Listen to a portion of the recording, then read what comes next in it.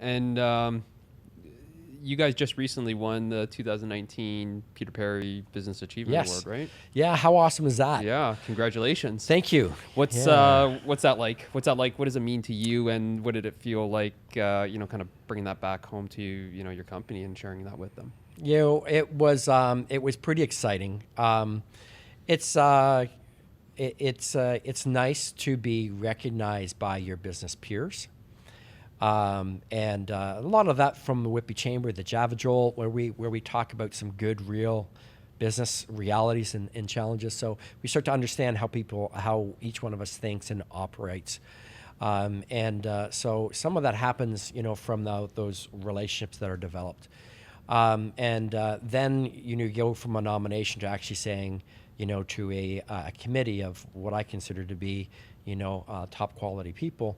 And we lay ourselves out and just say, this is who we are, right? And this is what we stand for. This is what we're striving for. This is what we've done in the community. And it's nice to see that they would look at that and just say, well done. We'd like to recognize you. I really felt it brought a lot of wind in our sails. And I really commend the Whitby Chamber for doing these Peter Perry Awards. They do a fantastic job.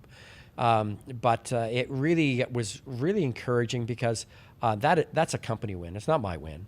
It's a company win. And I felt like I could then go back and say, hey guys, all these things I've been asking you to do, all these books that we ask you to read, all this, personal and professional development, and that it's being recognized. People have noticed, not just me, but people outside of our walls have noticed. And well done. This is as much, of a win for you guys as it is for us.